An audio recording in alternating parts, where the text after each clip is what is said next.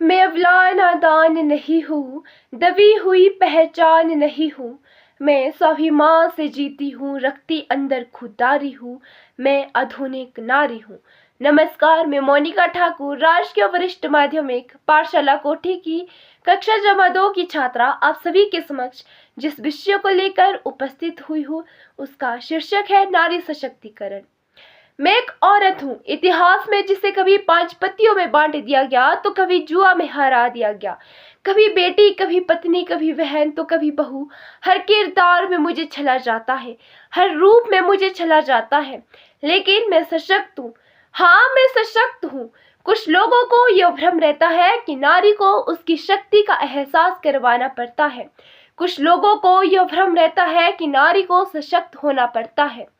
तो मैं उन लोगों को बता देना चाहती हूँ कि नारी स्वयं ही है खुद को सक्षम बनाने के लिए। मुझे भय तब लगता है जब देश में निर्भया कांड करने वाले अपराधी को 7 साल लंबा समय सूती पर चढ़ने के लिए लगता है।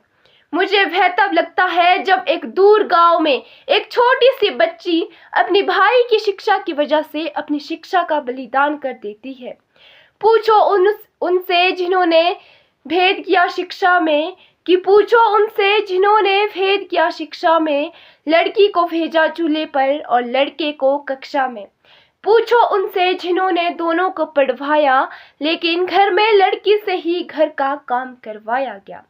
ऐसे में मुझे ये नारी सशक्तिकरण के अभियान में अंधकार ही अंधकार दिखाई देता है। इस अंधकार में मुझे रोशनी तब दिखाई देती है जब हिमा दास गोल्ड मेडल जीत कर आती है।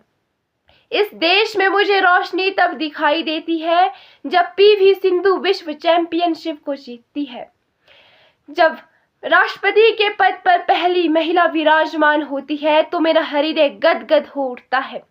जब हमारे देश के एक सामान्य घर की नारी को राष्ट्रपति के पद पर सम्मानित किया जाता है तो मुझे नारी होने पर गर्व महसूस होता है।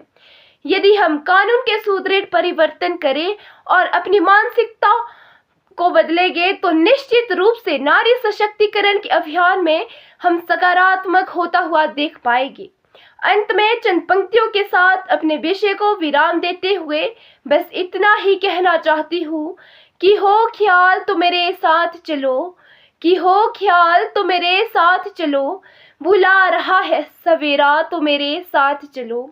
मैं जा रही हूँ उजालों की तमन्ना लेकर, सता रहा हो अंधेरा तो मेरे साथ चलो। धन्यवाद। जय हिंद, जय भारत।